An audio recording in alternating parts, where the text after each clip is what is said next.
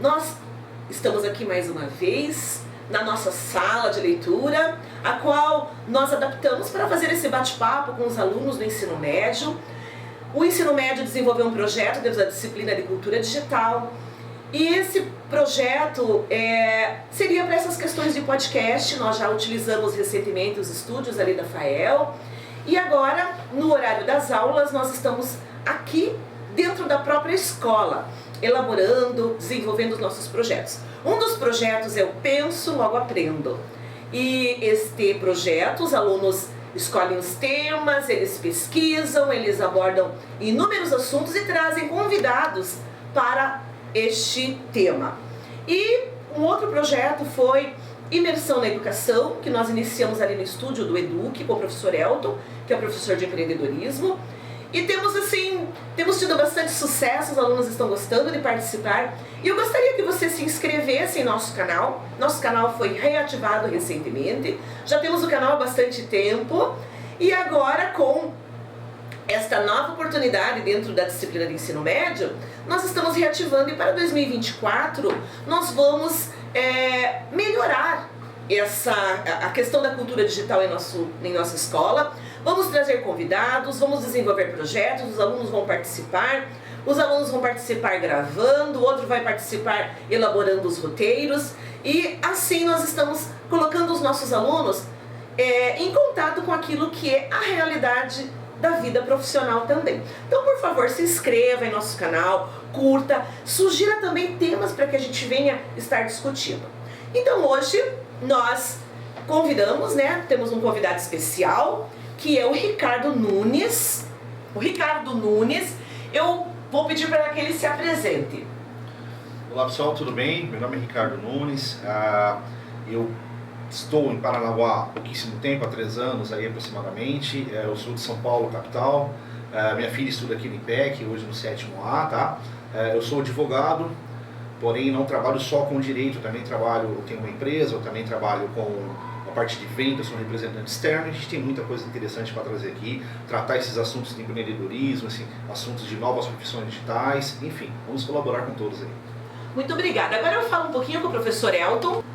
Pois bem, você que nos acompanha, a proposta do Colégio IPEC é essa: fazer com que os nossos alunos sejam protagonistas da sua própria história, e usando essa conexão com o empreendedorismo, com o projeto de vida, com a área de núcleos de estudos e a cultura digital. Isso daí a gente faz com que os nossos alunos se desenvolvam, tenham uma autonomia, né, professora? Que é uma das vertentes da escola que tem desenvolvido os alunos em diversas áreas. Então, sempre quando a gente faz esses bate-papos, a proposta é essa: colocar o aluno na prova para que ele possa ter sucesso na vida. Muito obrigada. Câmera agora nos nossos alunos convidados. Por favor, se apresente, fale o seu nome, a escola, o curso que você faz, e pode falar alguma coisa sobre a sua vida. Bom, prazer, meu nome é Arthur, eu sou filho do Roberto Linhares da Imobiliária, eu tenho 16 anos, eu trabalho com meu pai já tem 3 anos na imobiliária, na área de marketing, e tem umas outras empresas que eu venho a fazer algumas divulgações, tanto como vídeos, publicações, e nessa área eu venho fazendo novos cursos, como tráfego pago, orgânico, como a gente poder divulgar, até o próprio empreendedorismo que a gente vai estar em pauta hoje.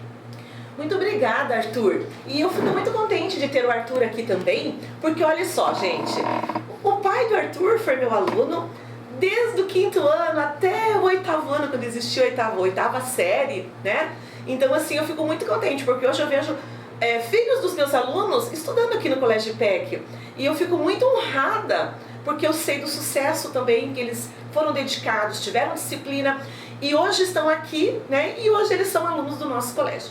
Agora eu quero apresentar para vocês o Alexandro. Olá, tudo bem? Meu nome é Alexandro Pires, eu tenho 14 anos, eu estudo ali no IPEC e estou no 1º ano. Eu também já fiz curso de informática avançada, isso que eu tenho mais na área, que eu queria perguntar pro professor, pro advogado, eu queria perguntar mais nessa área de TI. Muito bem, então nós vamos agora, bem à vontade, né? Professor, eu vou deixar a palavra com o senhor, O senhor pode falar o que é o empreendedorismo? Posso te chamar de professor ou chamo você de doutor? Fique à vontade, pode chamar de professor, tá ótimo. Não faço questão do doutor, fique tranquilo. Fique à vontade, fale o que é empreendedorismo, né? Para esses jovens que estão aqui hoje. Bom, eu acho que para nós definirmos empreendedorismo com uma só palavra, acho que é impossível. Porque é algo que, na verdade, ele nasce com a gente, ou a gente desenvolve essa veia empreendedora até com o tempo. A gente vai trabalhando, a gente vai vendo novos mercados, vendo novas opções, e com isso a gente consegue fazer saltar aos olhos, saltar no nosso coração aquilo que a gente quer, né? Então, na verdade, nós temos que ter em mente duas coisas. Todos somos empreendedores, tá? Quando nós entramos num trabalho, eu estava até fazendo um bate-papo com os meninos aqui antes de iniciar, a gente inicia um trabalho. Onde que a gente entra, mesmo trabalhando ali com a CLT, registrado em carteira, em um escritório, o menor aprendiz, como nós estávamos falando aqui há pouco tempo, onde que entra o empreendedorismo nisso? Com as nossas ideias, né? Porque o empreendedorismo é exatamente o quê? Nós pegarmos nossas ideias, lançarmos essas ideias para frente, independente se ser um negócio nosso ou não, tá? A partir do momento que, vamos imaginar, no mercado que eu trabalhe aqui para a professora, e eu tenho algumas ideias de melhoria. Essas ideias de melhoria eu passo para ela, e ela, com a veia empreendedora de dona da escola, ela vai ver se essa ideia é válida para esse crescimento ou não. E o empreender é algo que a gente precisa realmente estar sempre antenado com essas coisas, com a velocidade que vem vindo as informações, com o que o mercado está lá fora, né? Hoje nós temos muitos casos de jovens, até da idade de vocês dois aí, até mais novos, ou até um pouquinho mais velhos que vocês, aí que criaram grandes startups, que hoje são milionários ou bilionários, né? Nós temos meninos da idade de vocês, de 13, 14, 15 anos, que são gigantes no TI, que são hackers aí, que invadem sistemas, que são contratados por grandes empresas já com 14, 15, 16 anos, tá? Então, assim, e de onde surgiu isso? Exatamente, ele é um menino, é uma pessoa, ou uma menina que seja, que não está conformada com aquela situação, que ela quer crescer, que ela quer mais. Então, enfim, eu acho que a primeira coisa que nós temos que ter para ser um grande empreendedor é uma palavrinha chamada inconformismo, tá? Esse inconformismo com a atual situação que a gente tem, a gente querer algo, tá? Eu acho que é uma ambição boa, uma ambição em querer crescer, tá? Então eu acho muito em cima disso, tá? Independente da área que vocês forem trabalhar, eu vi que o Alexandre falou da questão ali, que ele quer atuar na parte de TI, né? O Arthur falou aqui que já trabalha com tráfego pago, né, Arthur? Tal. Então nós temos que pensar o quê? Tudo é venda. O tráfego pago é uma venda, né? Um TI é uma venda, um dentista é uma venda, um engenheiro é uma venda. Nós precisamos vender o nosso produto. Então eu acho que acima de tudo, para entender qualquer coisa, primeiro a gente tem que entender sobre vendas, sobre o mercado, sobre oratória. Então já começa a puxar lá de trás, tá? Como é que eu vou fazer um trabalho de oratória focado em vendas? Como é que eu vou fazer um trabalho de oratória focado em gestão de tráfego? Como é que eu vou fazer um trabalho de oratória focado em TI? Estudando, falando, treinando, conversando, me aplicando, né? E tendo esse inconformismo. Esse inconformismo foi o que me trouxe para cá, essa veia empreendedora que me trouxe para Paranaguá, tá? Nós tivemos ali, vou dar um breve briefing aqui do que aconteceu nos últimos 3 anos, o que a pandemia fez comigo, né? Eu tinha um emprego estabilizado em São Paulo capital, me formando ali, me formei em 2019, só que veio a pandemia já na minha fase de fazer o exame da ordem, e eu trabalhava com franquias, eu era consultor de franquias ali já há 8, 10 anos. Eu dava consultoria em rede de franquias, treinamento de atendimento, treinamento de vendas. Eu vendia venda, eu palestrava para falar a respeito de vendas em feiras, em stands, em salas, enfim. Eu trabalhava muito com essa questão de treinamento para equipes em cima disso, tá? E a pandemia veio, ela fechou essa questão das franquias, ela fechou shopping, fechou rua, fechou tudo. Nada, vocês são muito jovens, 3 anos atrás, vocês recordam vagamente de algo que aconteceu. Mas ela fechou todo o mercado pra gente, e com isso eu perdi o trabalho, tá? E aí eu tive que empreender, tá? Eu tive que pegar e falei, eu preciso de fazer algo diferente, porque na época eu pagava aluguel, minha menina tinha uma idade de 7, 8, 9 anos, tá? Ali, e eu tinha que fazer algo. Eu falei, o que eu vou fazer, né? E aí, como é que eu vou, onde eu vou chegar? E não tinha uma outra vez senão procurar empreender, porque eu perdi o emprego, né? E a gente preocupado com a casa. E é ali que eu puxei realmente, comecei a trabalhar, eu criei uma marca, eu comecei a trabalhar com temperos, eu comecei a ir de porta a porta, eu comecei a fazer as coisas, e eu comecei a mandar a Paranaguá esses temperos que eu fazia, esses kits que eu fazia, tá? E Dali surgiu uma empresa, eu tenho uma empresa hoje junto com a minha esposa, de distribuição de temperos, de ovos, de chás, enfim, tá? E hoje nós trabalhamos aqui em toda a cidade do Paraná, do Paranaguá, todo o litoral do Paraná e até Curitiba a gente atende também. Fora a gente tem loja em mercados digitais, sai fazendo isso, enfim. Mas o empreendedorismo me trouxe, exatamente por quê? Por conta do inconformismo. Eu poderia ter muito ficado quieto na minha e falar assim, vou viver de bolsa. Né? Porque eu falo que um bolsa esmola, né? Que não ajuda em nada, né? Só que eu falei, não, eu preciso correr atrás. Eu tenho... E surgiu uma pergunta aqui, né? Sim, para claro. interromper. Enquanto você estava falando, eu comecei a pensar na questão da resiliência, né? Sim. Porque quando nós enfrentamos um problema, nós temos que achar soluções. Eu sempre penso assim, né? A pandemia, quando você mencionou a pandemia assustou muita gente. Mas muita gente, teve aquele boom, não, eu vou melhorar, eu não vou me conformar. E aí você tem que ser resiliente, você passar pela situação, passar por aquela dificuldade e nesse momento em que você está passando por aquela situação, você conseguir ser inteligente, pensar, como eu posso sair dessa? Como eu posso achar um meio? Eu digo porque nós como escola também, no momento em que a pandemia veio, nós nos assustamos. De repente a gente começou a perceber que era hora da gente mudar. Era necessário fazer uma capacitação meio que forçada, porque as capacitações geralmente elas estavam voltadas para palestras e quase ninguém estava preparado, assim, nem 70% para o mundo de aulas online, né? E aí nós dizíamos assim, meu Deus, como que nós vamos resolver isso? De repente todo mundo passando, todas as escolas passando as mesmas situações.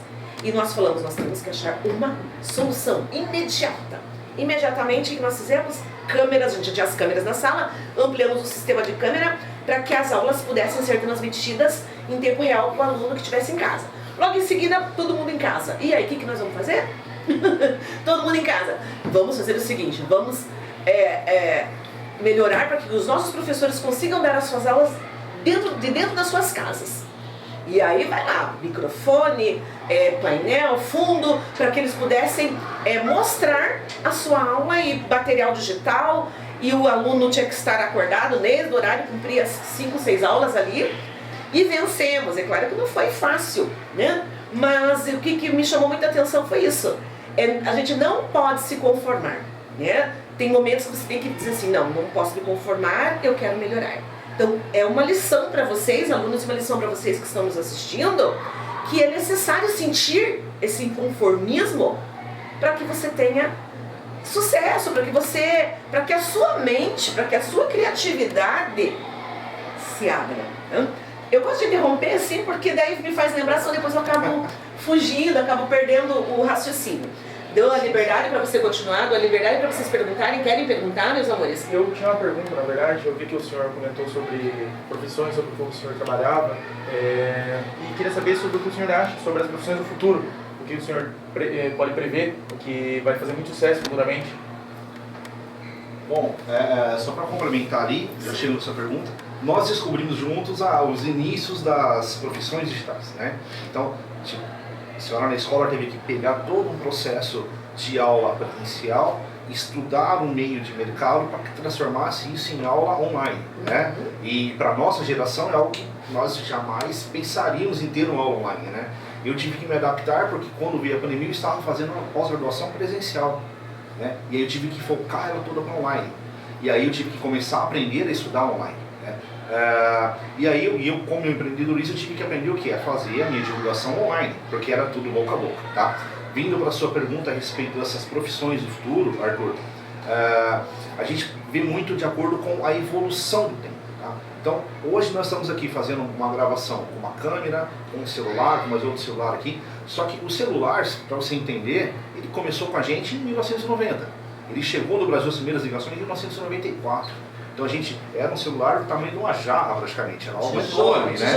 E pra gente jamais imaginaríamos que a gente ia conseguir fazer de repente ali uma videochamada, uma transferência bancária pro celular, pagar um tributo ali, um imposto do governo, tirar uma documentação, abrir uma conta bancária pelo celular. Isso é inimaginável pra gente lá atrás. E com isso o que aconteceu? Essas profissões novas do futuro, elas vieram acontecendo com a evolução do tempo. Né? Então tudo, eu imagino que vai vir muita coisa muito mais forte por aí, tá? Eu trouxe até uns temas para falar com vocês. Vou dar um exemplo para vocês aqui, não sei se vocês acompanharam, você que é um pouco mais ligado na questão do TI. 20 dias atrás, Alexander, nós tivemos um lançamento na China de uma internet mais veloz do mundo. Tá? Essa internet mais veloz do mundo, hoje ela trabalha com 1,2 tera por segundo. Então só para a gente entender o que é esse movimento todo, é como você pegar toda a produção de filmes de Hollywood, de 115 mil filmes, e fazer a baixa deles em 15 minutos. Você entender a velocidade que está isso. Onde que isso vai chegar? Nessas profissões do futuro, Arthur, tá?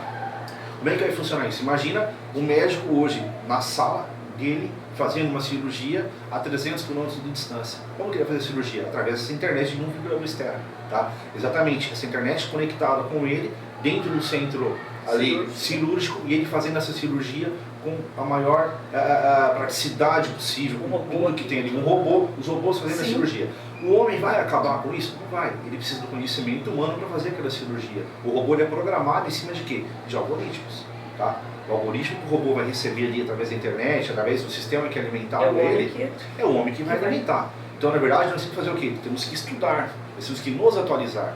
Eu acredito que vai ter muitas relações humanas ainda. Eu sou advogado e eu sou representante comercial. Vai acabar a minha relação com o meu cliente? Não vai. Só que a velocidade com que vem vindo, vai vir novas tecnologias para isso. Hoje nós temos aí o uso da inteligência artificial, nós comentamos há pouco aqui. Como que ela abastecia a inteligência artificial? Através de mim. Como é que ela trabalha? Algoritmo. Então se eu não abastecer esse algoritmo, ela não vai saber interagir comigo. Só que tem algo que é esse contato físico, que é essa sabedoria de lidar com a pessoa, que a inteligência artificial não vai tirar, ela não vai criar isso. Ela não vai chegar lá na frente, tá? Hoje a gente tem todo esse aparato, tá? Aí, de coisas acontecendo. Eu queria falar com vocês também depois um pouco de biomedicina, de nanotecnologia, as coisas que estão acontecendo no mundo, tá? Aí, essas profissões, elas vão surgir cada vez mais. Então, qual que é o meu conselho para vocês, o que eu falo com a minha menina? Vai estudar, se interage com tecnologia. Mas eu não quero seguir na área de TI. Mas a tecnologia vai ter em tudo. Você não precisa ser um programador, precisa ser um cientista da parte de tecnologia. Não, você precisa entender porque essa tecnologia vai colaborar contigo. Você vai ser um profissional diferenciado no mercado. Então é isso que eu imagino as próximas profissões do futuro aí. Muito bem, Alexandro, respondida, né, a sua pergunta. Eu gostaria de dar a oportunidade agora para o professor Elton fazer a sua colocação, enquanto o professor Ricardo toma uma aguinha, né? Tem mais, se precisarem, quiserem tomar uma água, tá bom? Professor Elton, por gentileza, gostaria das suas colocações, né, sobre a questão do empreendedorismo, sobre as questões de projeto de vida.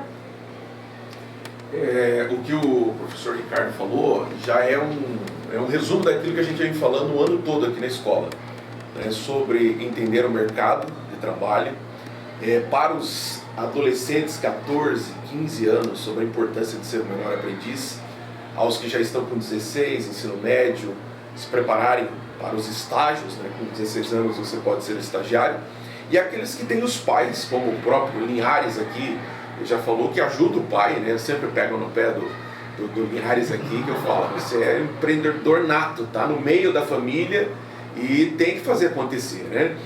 Para quem já tem a família envolvida com algum negócio, algum tipo de empresa, é que você se desperte também para essa realidade. Por quê? Porque você já está no contexto de se tornar um empreendedor, porque a sua família já empreende. Então, quando você identifica isso no seu contexto familiar, fica até mais fácil para você desenvolver algumas competências. E para aqueles que não estão envolvidos nessa área, mas que têm competências para as outras áreas. O Alexandre é um exemplo aqui de um jovem que é fascinado pela área digital, né? Então tem que fazer o quê?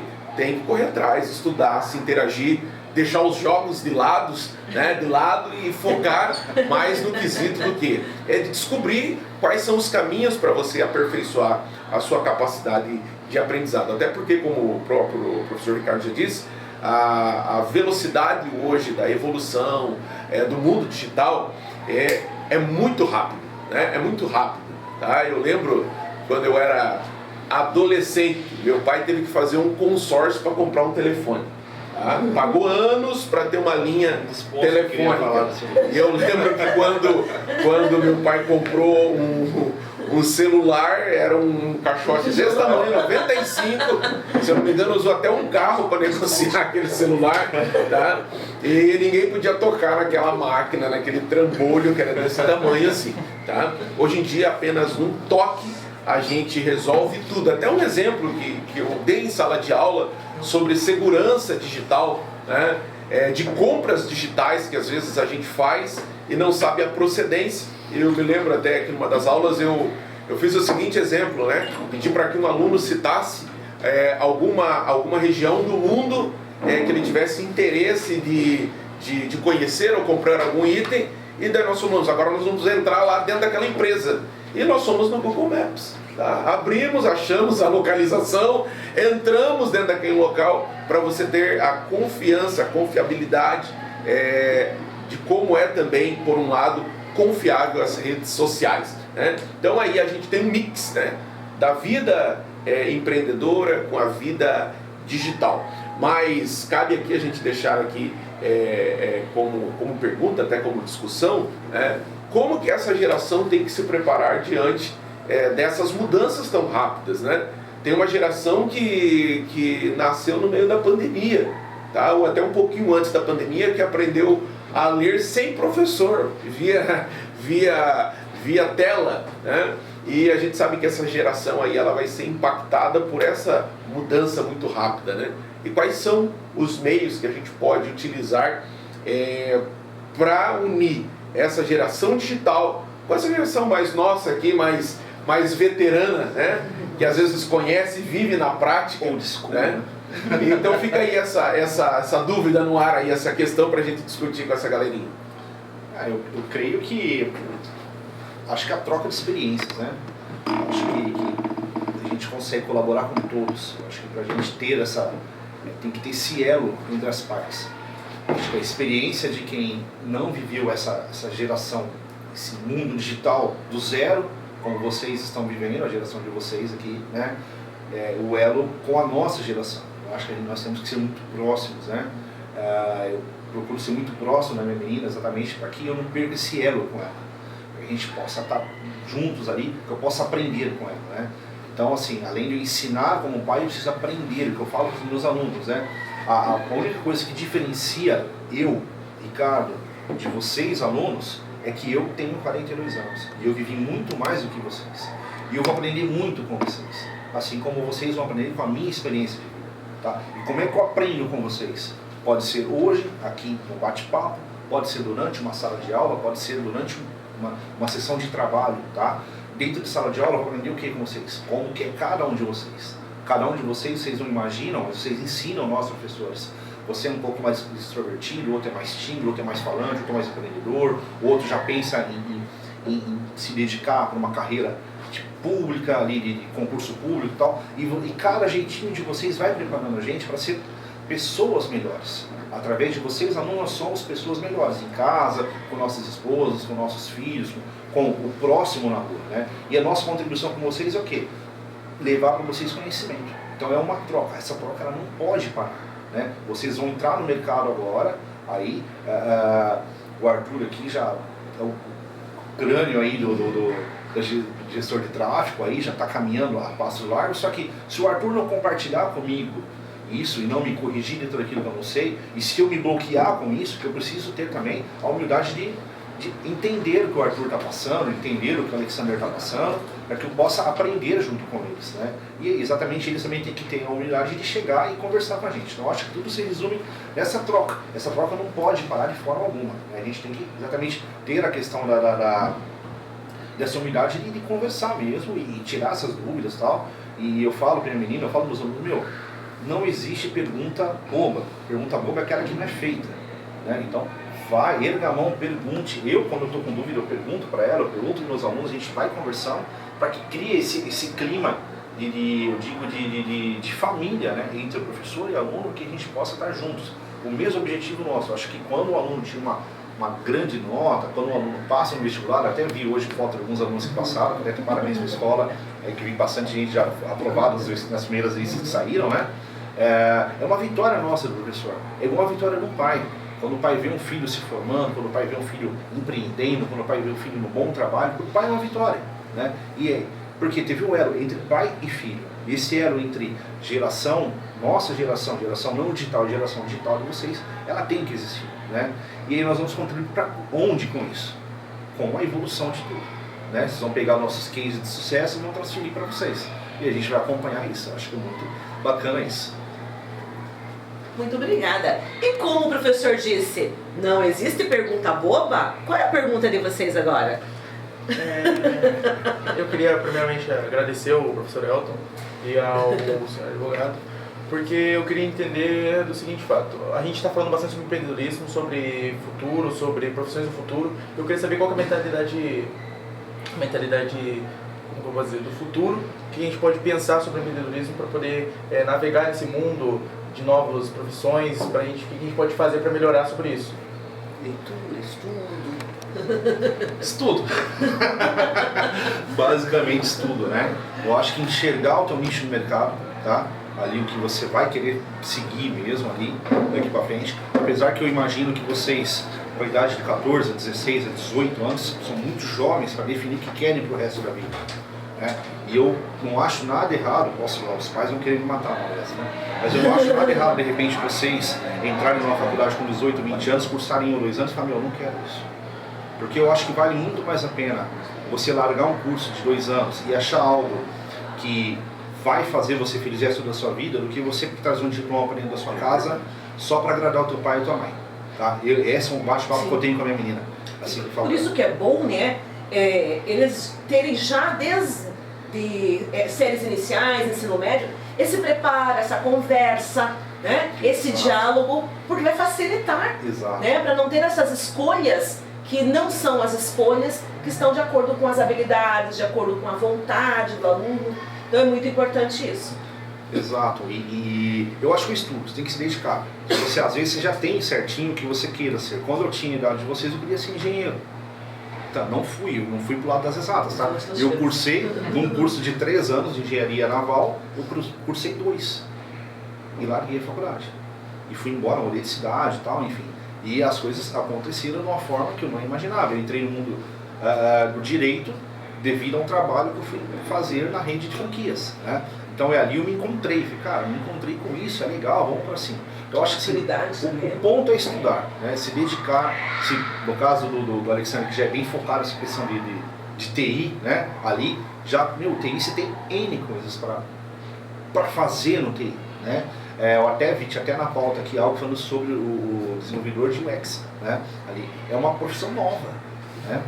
É uma profissão nova que está chegando no mercado e vai chegar muitas outras mais novas, tá?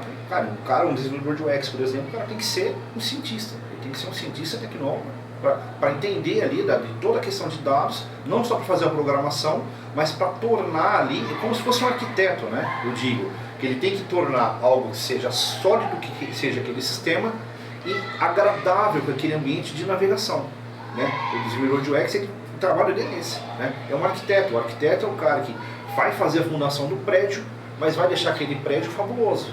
Não sendo o contrário, o engenheiro vai fazer aquele prédio forte, aquele prédio resistente e tal. Mas o arquiteto vai dar aquele toque um pouco especial, mais especial, na parte de decoração.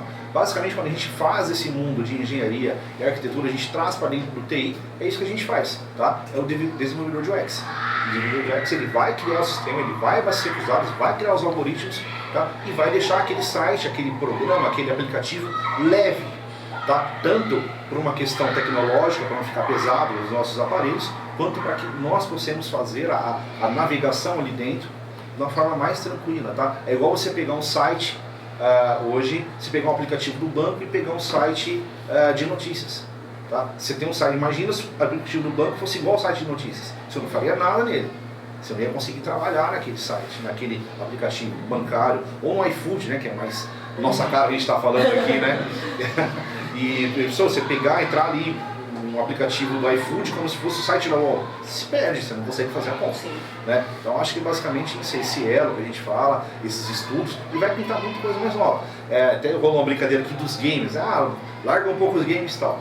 eu estava vendo uma entrevista do Felipe Massa, piloto de Fórmula 1 e Fórmula 1, e ele estava falando ali que eles têm um simulador todo, o piloto de Fórmula 1 tem um simulador para ele conhecer a estrada que ele está fazendo, e é um game, basicamente é um game. E ele falou, eu ficava correndo naquele simulador, eu tomava 1,5 segundo, 2 do Schumacher, e eu dava 1000 voltas e eu não conseguia alcançar o Schumacher. Eu ficava 1,5 segundo do Schumacher. E aí eu fui conversar com o pessoal e me indicaram uma pessoa de gamer. Falei, tem um gamer ali e tal. O gamer não é o cara que desenvolveu. Depois falou, cara, troca a pedaleira. Tem uma pedaleira nova, russa, assim e tal. Ele, só na troca da pedaleira ele ganhou 1,2 segundos na troca da pedaleira. Aí ele falou, preciso tirar o 0,8. Trocou o volante. Quando conheceu uma outra pessoa, um outro desenvolvedor de game, um outro cara falou assim, esse aqui, ele conseguiu bater o tempo do Schumacher ali dentro do simulador. Então assim, são tecnologias, são pessoas diferentes, né? A Ferrari entregou para ele o simulador e falou, toma. E ele não conseguia, porque faltava tecnologia dentro da tecnologia. Então quando a gente fala assim, o gamer, ele vai ter que auxiliar aonde ali, nós falamos aqui sobre a cirurgia à distância. Ele vai ter que auxiliar exatamente o quê? No desenvolvimento do sistema. É como se fosse um game, fosse um RPG, seria uma tela, você fazendo algo para lá e para cá, e o gamer vai ter que estar dentro daquele processo, daquele projeto do sistema de cirurgia à distância, para que aquele negócio possa funcionar da forma correta. Né? Ele vai ter que encher aquilo de algoritmos. Né? O algoritmo é aquilo que nós vimos no Super Mario. Né? Você que está em casa, está vendo a gente, fala, o que é esse algoritmo que já falou 10 vezes? Você já jogou Super Mario. Super Mario é o algoritmo que está ali, tá, gente? Então, o cogumelo sempre vai vir na mesma fase, no mesmo pedaço, vai morrer do mesmo jeito se você não descobrir aquele algoritmo ali. Você vai pular o cogumelo e vai para cima, né? Então, é a mesma forma que a gente tem no sistema, tá? O iFood, ele trabalha com algoritmos. Então, o iFood, que foi, o aplicativo foi desenvolvido por uma mulher, foi esse, não sabe? Não consigo te responder com... Não, isso me lembro, quando vocês falaram, eu lembrei. Eu sei que o CEO é um homem do iFood e tal. Eu vi uma matéria dele sobre o iFood no Uruguai. Mas eu não sei se foi uma criadora, foi uma mulher ou não. E aí seria interessante também sugerir para que eles leiam revistas, né, atualizadas ou sites atualizados que falam sobre esses temas, né? Muito bom. Tem uma revista chamada Super Interessante. Super Interessante. Essa revista ela é realmente super interessante. Que ela fala sobre a linha de ciências, fala sobre a linha de biomedicina, sobre a parte de medicina, sobre a parte de tecnologia. É algo novo. Só que é algo novo essa revista que já está no mercado há 30 anos. Sim. Há 30, 40 anos, fazendo sucesso, vendendo tecnologia. Ela teoriza tudo que está sendo falado. Isso. Está em forma de teoria para vocês. Para a gente entender ali como é que funciona. Né? Aí você vai conseguir muito insight dessas profissões do futuro. Então, o que está acontecendo? Quais são os próximos passos? Eu trouxe para vocês aqui a novidade da internet de 1,2 tera por segundo, né? Sim. Que não é nem tão novidade, muita gente está sabendo sobre isso. Mas o que ela pode trazer de avanço para a gente? Né? Uma internet dessa, ela vai trazer algo absurdo. Eu ia falar sobre biomedicina. Quando a gente fala hoje em biomedicina, a gente pensa muito em quê?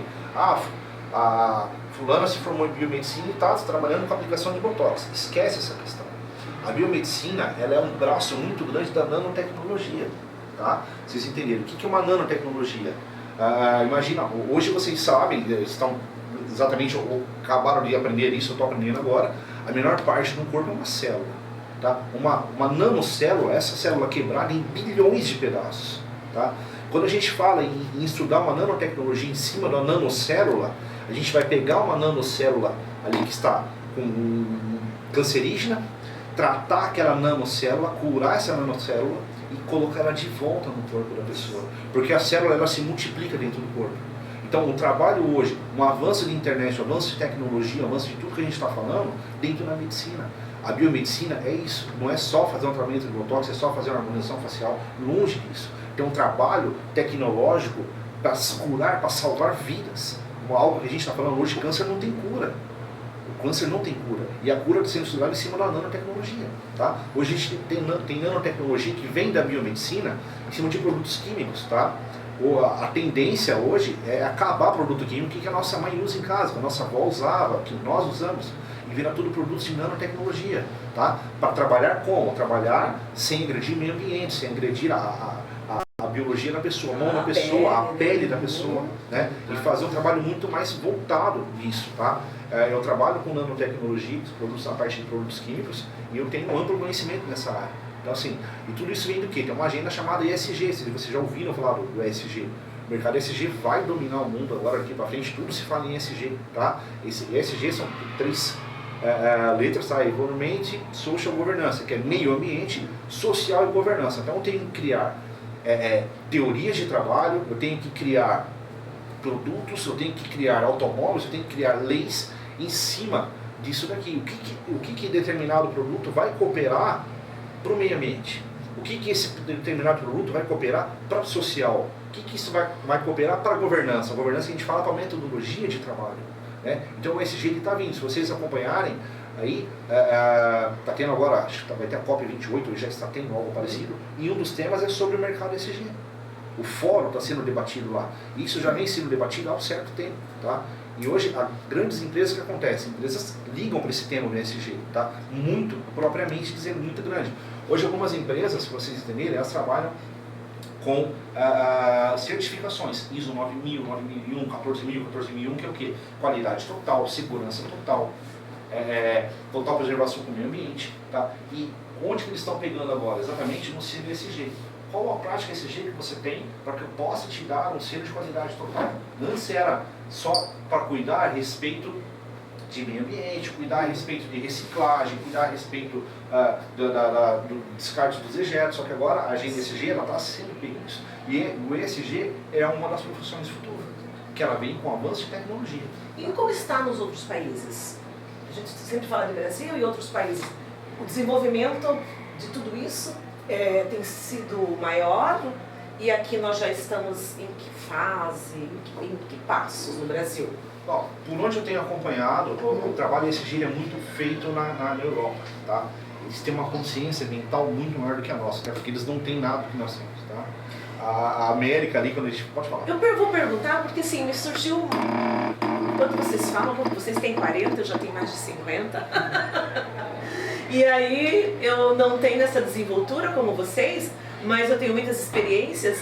E uma coisa que me chamou muita atenção numa das viagens que a gente fez para a Europa é que o refrigerante é diferente. Eu não vou falar o nome do refrigerante aqui, né, mas um refrigerante que é de laranja, né, de uma grande indústria, ele tem um gosto diferente. Ele não tem a mesma cor daqui.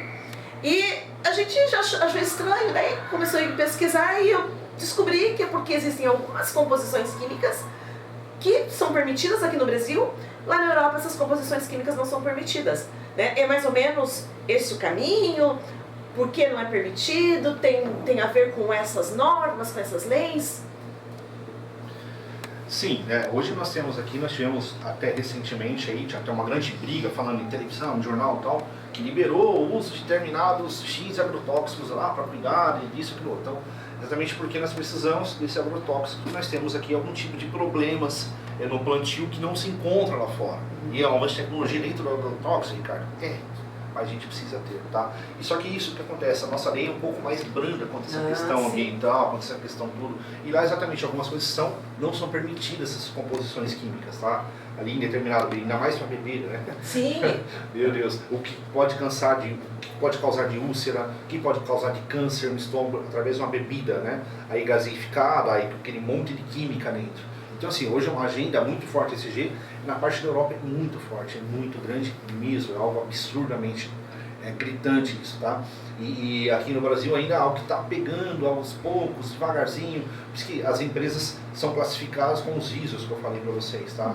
E muitos ISOs estão sendo refeitos, estão sendo reestudados para se atualizarem. E quando você entra numa empresa X lá, vamos citar nomes, que ela já tem aquele ISO 9000, ISO 14001, ISO 22000 que seja, só que ela tirou esse ISO quando? Em 95, 97, em 2000, quanta coisa mudou de lá para cá. A gente precisa refazer esse selo, refazer esse estudo, e aí começa a entrar essa questão. Quando a gente fala numa indústria desse porte, professora, a gente vai conseguir mexer, ainda mais falando em Brasil, na situação dessa. Mas aos poucos esse mundo tende a mudar, né? E uma coisa que é muito diferente daqui para lá é a questão de água. Né? Hoje nós trabalhamos com uma água aqui, que hoje o governo autorizou, toda a água ela tem um tema ali dentro dela chamado dureza, tá? Toda água é dura. O que é dureza? a quantidade de componentes químicos dentro daquela água torna essa água dura, tá? Então você entender, a dureza da água, ela parte ali de, hoje ela está sendo autorizada, acho que acima de 220 ppi, se eu não estou enganado, tá? Mas uma água, ela não pode ter 220 ppi. Quando a gente libera isso, libera para que isso aconteça. Que o meu refrigerante aqui, que a minha água gasificada, a minha água mineral, ela tenha mais dureza. Com isso ela vai me trazer problemas de saúde, tá? Então isso vai complicar para mim. Uma água dura, para vocês entenderem, ela consome até 30% a mais de produto químico para fazer uma limpeza. Uma água dura, ela vai acabar com todo um processo, hoje dentro da sua casa, dentro da tua empresa, ela vai acabar com toda a tubulação, ela vai corroer, ela vai calcificar, tá? Então assim, aí tem tratamentos, eu trabalho com uma linha, para vocês entenderem, de tratamento de água, tá? Que é uma tecnologia alemã, que eu quebro a dureza da água na entrada. Ali, um elemento chamado free flow, que ele faz a quelação da molécula dura. Então eu vou pegar uma molécula dura dentro de uma água ali ferrosa, e eu vou quelar aquela molécula e vou passar ela limpa. Então eu consigo evitar esses problemas. O que é isso? Avanço de tecnologia. E vem em cima de quê? De nanotecnologia. Que vem em cima de quê? De estudos tecnológicos de novas profissões. Então você vê que tudo está linkado, né? Ah, está viajando falando de água, estou viajando falando de água, mas vem tudo dentro do nosso sistema aqui. Sim. Uma linha química, eu quero ser um químico. Vai ter que estudar nanotecnologia, tem que estudar tecnologias novas, vai ter que estudar algo para tratar essa química nova. Você ia fazer uma pergunta, Alessandro?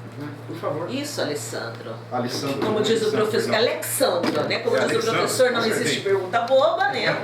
E os nossos vamos lá. Como já a senhora tinha tocado no assunto da tecnologia sobre outros países, pelo que eu vejo assim na minha visão, o que eu já vi que é outro nível lá fora. Porque a tecnologia de lá, como o senhor falou da China, demora para chegar até aqui o Brasil. Porque a tecnologia de lá é tipo uma coisa mais surreal. Porque a gente vê assim pela internet, a gente vê pouca coisa, mas que a gente acreditar o que está acontecendo lá é outra coisa aqui. Porque um dos avanços assim que a gente teve só no Brasil, agora há pouco tempo de tecnologia, foi o dinheiro pela internet, né? Que foi o Pix no Brasil. Mas aí isso foi generalizado porque isso é pouca coisa pela fora do Brasil, né? Porque é muita coisa já realizada, muita coisa desenvolvida pelo fora do Brasil. Eu queria saber o que você acha desse outro patamar, sabe? Outro patamar de eles podem criar tecnologia maior. Se isso pode chegar um dia no Brasil, se ele pode ser um país... Se o Brasil pode ser tão bom quanto lá fora, né? Lá fora. Olha, Alexandre, nós temos muitos brasileiros trabalhando nessas empresas, e não são poucos, tá? O profissional de TI brasileiro, ele, se não for o mais disputado, um dos mais disputados nesse mercado, tá? Ali de grandes tecnologias. Eu creio que a gente possa ter, acho que já não no futuro tão breve, mas no futuro um pouco mais distante, um planejamento, se houver um planejamento em cima de uma base educacional, uma base que a gente fala de pedagógica, eu acho que nós temos tudo para ter uma da geração mais tecnológica do mundo, tá? Mas temos que mudar exatamente a base, a nossa estrutura. O ensino nosso tem que ser alterado desde ali da pré-escola. Nós temos que mudar muita coisa nisso, tá? E a cabeça dos governantes também. Essa é a parte mais difícil de tudo.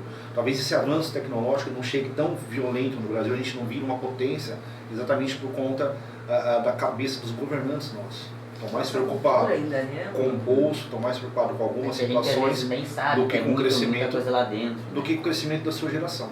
Né? Eu acho que a sua geração depende muito disso. A geração dos seus filhos vai depender muito disso. Então, se a gente não mudar algo, vai ser muito complicado, tá?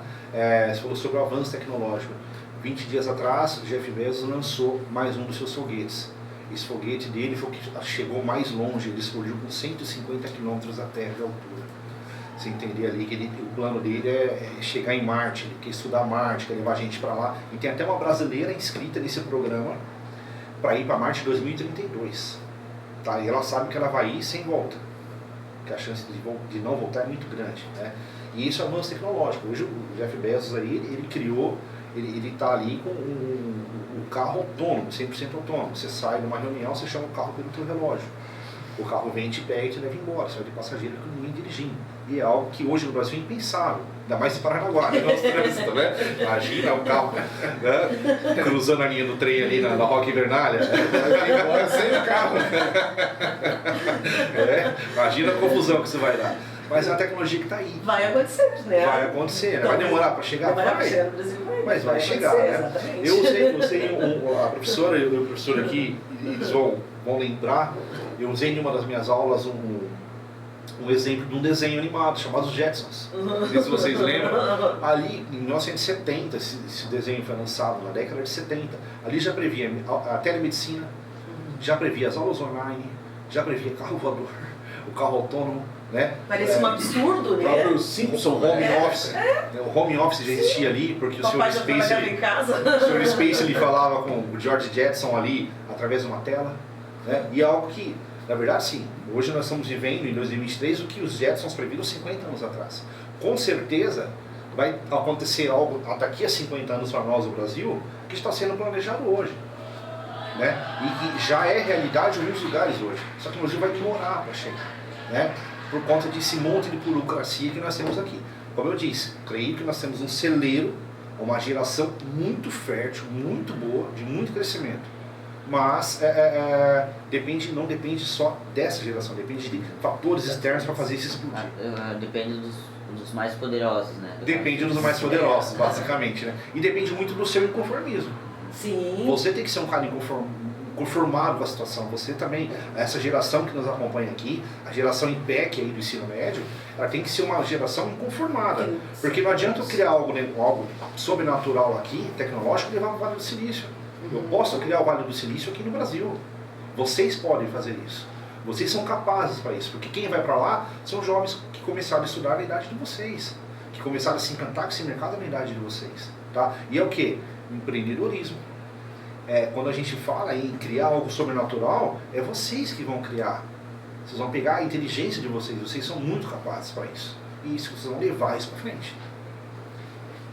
E vão, além de levar para frente, vão fazer do nosso país um país melhor, né? Porque hoje, tanto a Europa como os Estados Unidos, o Canadá, eles estão pegando os nossos meninos, nossos jovens.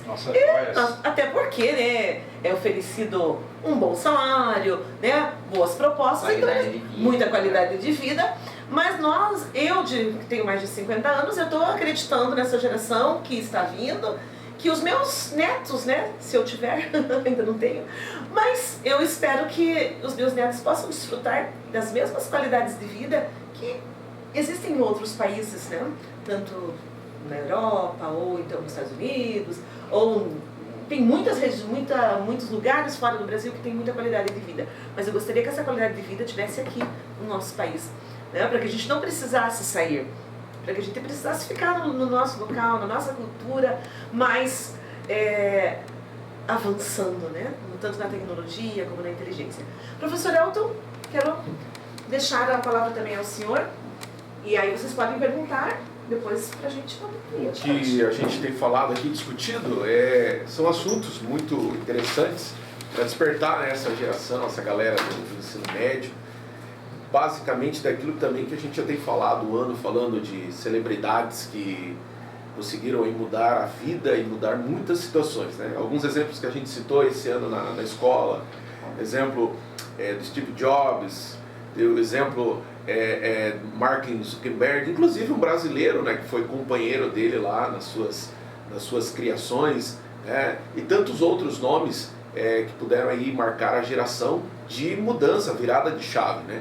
E quando a gente traz essa realidade para o Brasil, essa mudança está em vocês, né? Como o professor Ricardo já falou aqui também, tá? Sobre o inconformismo, né? De acreditar que é possível mudar, que é possível empreender. Durante esse ano, discutindo com os alunos, falando sobre empreendedorismo, nós temos um exemplo aqui na escola, que não precisa eu citar o nome, de tanto a gente falar em empreendedorismo, o aluno bateu forte em casa a ideia, professor, e os pais decidiram investir nele, tá? E ele foi lá e montou uma loja, tem 14, 15 anos, tá? E esses dias ele me mandou lá o link dele. Professor, tá dando certo, entendeu? Meu pai investiu, minha mãe investiu e está dando certo. Ele montou uma loja lá voltada para a moda masculina e pensando no futuro dele. Então a gente vê que vale a pena acreditar e incentivar. E vocês que são jovens, né, tem um mundo pela frente de descobertas, né? É só não se conformar e fazer acontecer. O próprio Bruno, que nos ajuda aqui, que eu chamo de Bruno Maker, né? É um camarada que tem uma desenvoltura tamanha para a área digital. Mas o que precisa e o que tem que ser feito? É você cutucar a pessoa para que a pessoa consiga dar resultado, né? Então acho que assim, o somatório de toda essa conversa, todo esse bate-papo, traz essa consciência, traz esse despertamento para todos aqueles. Não estou me limitando aqui ao contexto do Colégio IPEC. Nós somos apenas mais um no contexto, né? Mas para todos aqueles jovens, adolescentes que têm o desejo de desenvolver algo, de criar algo, de se envolver com alguma coisa e sair desse mundinho, né? Qual que é o mundinho? Né? Um mundinho às vezes limitado. Pensar aquilo que a gente sempre fala, pense fora da caixinha, tá? Você tem a oportunidade de sair da nossa cidade, conhecer outros lugares, saiam, viajem, entendeu? Ah, mas professor, eu não tive a oportunidade de ir para a China. Vai no Google Maps, tá? E conheça outros países, conheça outros locais, outras regiões, outras localidades. Para quê? Para que a sua mente possa se expandir e a gente consiga ver nessa geração, como já foi dito aqui pela professora Selma, a gente vê o futuro, né, fazendo a diferença. Os nossos filhos, os nossos netos possam colher essa diferença. Nós hoje já estamos colhendo o que os nossos pais, os nossos avós plantaram. E nós somos da geração onde os nossos avós realmente plantaram, trabalharam na roça, vieram do plantio, né? Mas eles acreditavam que os seus filhos poderiam ser diferentes. E nós já estamos colhendo aquilo que eles plantaram. E hoje a gente planta nesse mundo digital, nesse mundo de empreendedorismo, nesse mundo de marketing. Para quê? Para que a geração futura venha colher. O professor Ricardo falava aqui sobre ISO 9001, 9002. Eu lembrei que 20 anos atrás, eu não sou tão novo assim também, né? 20 anos atrás, eu trabalhando numa das empresas em Paranaguá, e nós fomos alvo do programa da implantação do ISO 9001 naquela época. Tá? Então toda a empresa passou por uma padronização para receber o selo. Tá? Hoje esse selo já nem tem mais validade para aquela empresa, claro, não trabalho mais lá, e com certeza passaram por outros procedimentos, né? Hoje tem o compliance, que é quase indispensável nas grandes empresas, que são empresas que acabam se adaptando para vivenciar algo diferente e o que o mercado precisa. E aproveitando aqui, tudo é marketing, né, professora? Tudo é marketing. Tá? Eu também já quero aproveitar aqui para deixar o meu bom marketing. O professor Ricardo falava sobre ESG e nós já estamos com o mestrado na nossa rede de educação de nível superior, mestrado em educação e administração em ESG, tá? Você pode escolher ou na área de ESG ou na área de educação digital, para quem for da área de educação ou para a área de administração. Somos parceiros, o Colégio IPEC é parceiro da rede Unifael, uma das maiores universidades à distância do Brasil, com sede aqui também, melhor dizendo, com filial aqui em Paranaguá, e que está sob a nossa direção. E daí, do mestrado para 2024, nessas duas áreas, o professor Ricardo vai ser nosso aluno. Já estou lançando a coisa boa. Beleza? Olha, muito obrigada, professor Elton. E também um agradecimento ao professor Elton. Quando ele veio somar conosco, né, nas disciplinas, eu falei, gente, nós precisamos ter professores aqui no colégio, principalmente no ensino médio, que tem esse discurso como o de vocês, né? Daí eu falei, olha, Elton, tem a disciplina de empreendedorismo, projeto de vida, cultura digital, núcleo de estudos, né?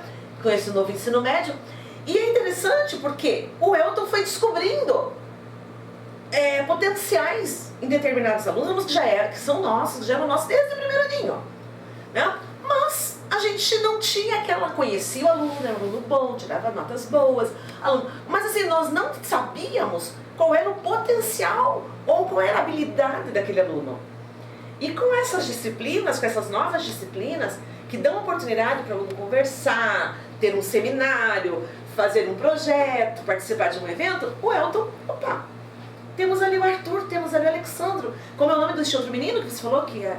Posso falar o nome dele aqui? Matheus? Não, aqui do Guilherme. Do nono ano, Guilherme. O Guilherme. Eles. O do Loja Eles, Guilherme. Então são alunos que o Elton foi descobrindo ali que teriam um potencial. E falou, vai lá, faz isso. O Bruno, né? Nossos agradecimentos ao Bruno, hoje ele não está aqui conosco, mas ele um editor. Ele é o editor dos nossos vídeos. E o Bruno é nosso desde o primeiro aninho. Desde o primeiro aninho. E o Bruno, quando foi no primeiro ano do ensino médio, nós fizemos um seminário aqui na escola. E o Bruno, eu fiz uma pergunta para ele, como ele estava se sentindo, né? E ele disse, professora, a primeira vez que eu estou participando de um seminário, de uma feira e de uma mostra, em que realmente eu desenvolvi o tema, estudei e não precisei fazer maquete, eu estou falando com desenvoltura sobre o tema que eu escolhi. E assim, eram projetos próximos a projetos de pesquisa de faculdade. E assim, eu fiquei encantada com aquela resposta dele, né? E aí quando foi este ano, o Elton falou, olha, estamos ali investindo no Bruno.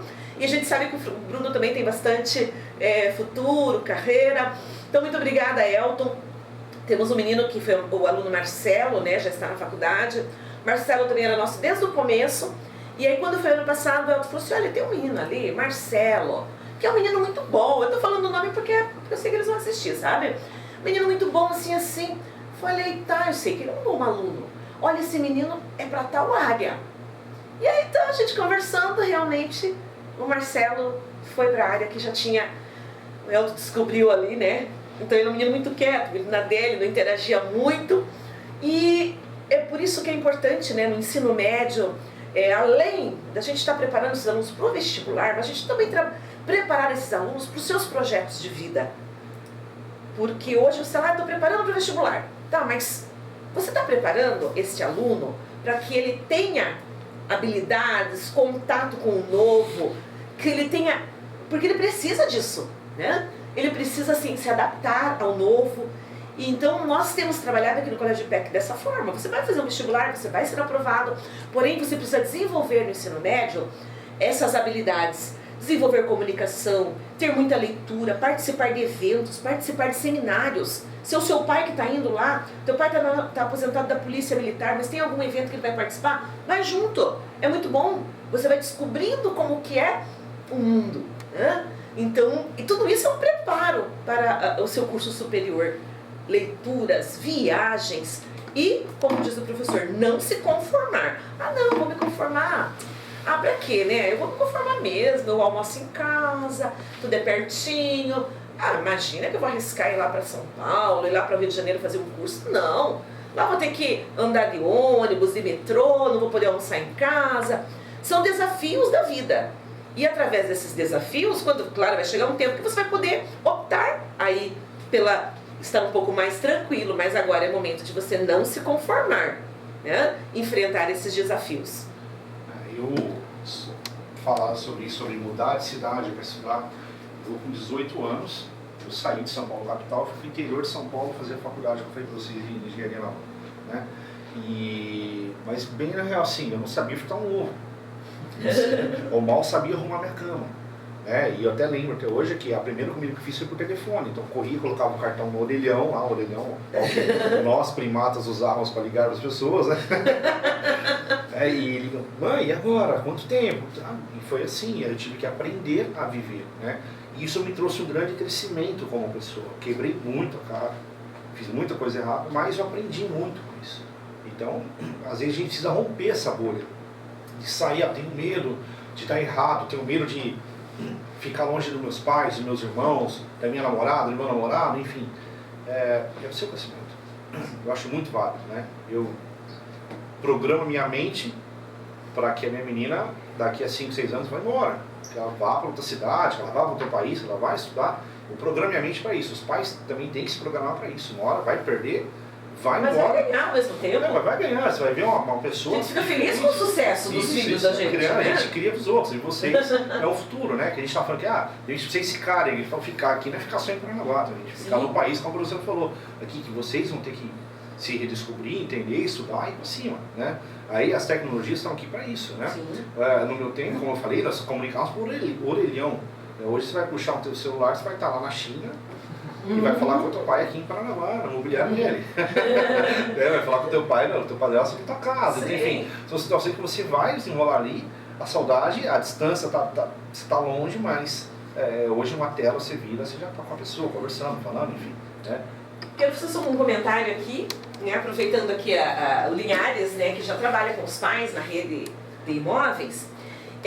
Eu tenho um conhecido que é da rede de imóveis e ele teve uma proposta fora do país, né? Não sei se vocês sabem que nós temos, por exemplo, em muitas regiões, né, nos Estados Unidos, principalmente na Flórida, em que a rede imobiliária cresce demais. Tá? E são os brasileiros que estão comprando casa lá, tá? Para as vacations. E os corretores ganham muito bem. Só que assim, ele teve uma proposta, mas o que acontece? Ele não fala inglês. Então assim, você é um empreendedor hoje aqui em Paranaguá, junto com seu pai, há uma grande possibilidade de você aprender um novo idioma, não precisa ser o inglês, mas pode ser o inglês, porque o inglês é principal. Aprenda novos idiomas. Né? Sabe, a gente tem que pensar em expansão também. Né? É importante. Vai estar trabalhando aqui, como ele disse, vai estar falando com o teu pai online. São dicas. E para outros alunos, para outras áreas, aprenda um novo idioma. Aprenda o francês, aprenda o italiano e com certeza vocês vão ter portas abertas dentro do Brasil mesmo. Né? Mas assim, só o fato de você já dominar um novo idioma, o que vai acontecer? Você vai poder participar de seminários lá fora, você vai poder participar de cursos fora do país e vai trazer para o nosso país, se for o caso. Né? Vou fazer de 6 meses, ficar 6 meses fora aprendendo. Imagine quantas experiências vocês vão trazer. Então hoje, vocês têm possibilidades, vocês têm acesso, como nós não tínhamos, né? Nós tínhamos que aprender o inglês no livro, a gente não sabia a pronúncia, né? Eu falar uma bobagem aqui pra vocês, a gente falava assim, eu não sabia que o verbo era verbo to be, quando eu estava no 3º, 4º ano, porque eu nunca tinha inglês, não? Aí eu fui para uma escola, 4ª série mais ou menos, daí veio um livrinho de inglês. Eu cheguei em casa e falei, eu tenho que aprender esse verbo to be. E era o verbo to be, o verbo to be, porque a gente não tinha acesso à pronúncia. Aí quando eu fui ouvir o professor, eu falei, é o verbo to be, o verbo to be. Só tinha a leitura. Com o tempo a gente tinha fita cassete, tinha que colocar fita cassete para poder ouvir. Hoje, gente, vocês baixam uma live ali, assistem uma live, tem aulas online, podem aprender novos idiomas. Eu tenho mais de 50 anos e vivo estudando lá, tentando aprender um pouco mais de inglês, tentando aprender o francês, porque eu sei que pra mim, eu quero viajar pra cultura, mas eu sei que de repente, né, eu posso viver até 100 anos, e se eu viver até 100 anos, eu vou ter que desenvolver alguma coisa, porque a mente parada, né, a gente vai ficando no tempo, então eu quero também avançar. Então essa é a minha sugestão. Eu queria comentar sobre, igual o senhor falou sobre estudo, e a gente sai da escola, mas a escola não sai da gente, né? Até porque a gente estuda, o senhor mesmo é um advogado, para você defender, como o senhor disse que está começando a fazer o criminalista, o senhor tem que estudar. O professor, para dar aula, ele tem que estudar para pautar sobre os assuntos. E eu queria saber uma coisa. A gente sabe, eu lembrei de uma aula que o professor passou para a gente esses tempos, sobre o Brasil ser um país subdesenvolvido e os países demais da Europa serem países desenvolvidos. O que falta para o Brasil ser um país desenvolvido melhor e maior do que os países da Europa? Para mim, o principal ponto que falta é investimento em educação. É o principal ponto, tá? Na verdade, nós estamos aí passando ali de subdesenvolvido para país em desenvolvimento. Né? Nós estamos ali erguendo a perna para trocar de degrau. Mas o investimento em educação, ele é muito baixo. Nós temos educação, falando em educação de ensino muito fraca, tá? Então, o que me fez procurar o IPEC para que minha filha tivesse uma educação melhor, tá? Aprendesse coisas diferenciadas do que aprender numa rede estadual, tá? E o ensino é muito fraco. Então, assim, as crianças têm uma base muito fraca, né? E aí a gente tem depois, quando nós saímos da escola, que nós temos que nos aprofundar em determinado estudo, determinada linha, determinada questão, né? É depois que a gente sai dessa linha.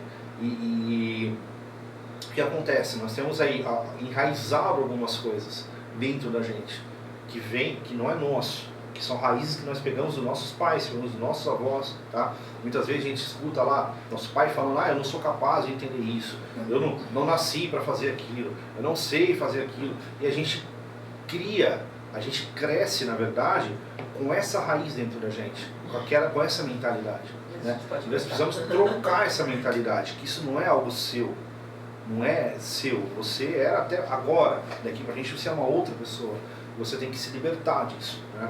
Então eu acho assim, na verdade a educação, desde o básico, o ensino básico, desde a pré-escola, tem que ser toda modificada, para que a gente possa se tornar uma potência mais à frente.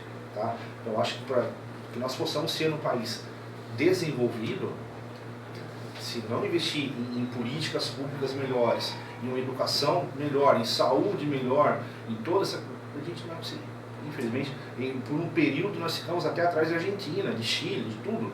E são países muito menores do que nós, muito menores, algo absurdo de diferença. O Uruguai tem 11 milhões de habitantes, a Argentina não tem, tem 10. São Paulo, capital, tem 11 milhões. Você entender que Curitiba, acho que tem 4, 5 milhões de habitantes, você entender o contexto, como é que é, a potência que nós somos adormecidos. Então nós queremos fazer o encerramento, queremos agradecer ao Ricardo, né, que é advogado, que é professor, ao professor Elton, professor também de empreendedorismo aqui no colégio. Obrigada também pela confiança, por deixar a sua filha aqui no nosso colégio. Agradecemos ao Linhares e agradecemos ao Alexandro e também ao nosso diretor, professor Ezequiel, que ele está assistindo, não veio participar. As suas considerações finais, por favor, doutor Ricardo. Bom, pessoal, primeiro quero agradecer a oportunidade de estar fazendo esse bate-papo com vocês. Foi um prazer conhecer os dois jovens promissores aqui. Professor Elton, obrigado pela parceria. Professora Selma, obrigado por abrir as portas desse bate-papo. Acho muito importante, muito interessante a gente fazer esse tipo de conversa, tá? Eu queria deixar uma dica aqui de livro para o pessoal também, tá?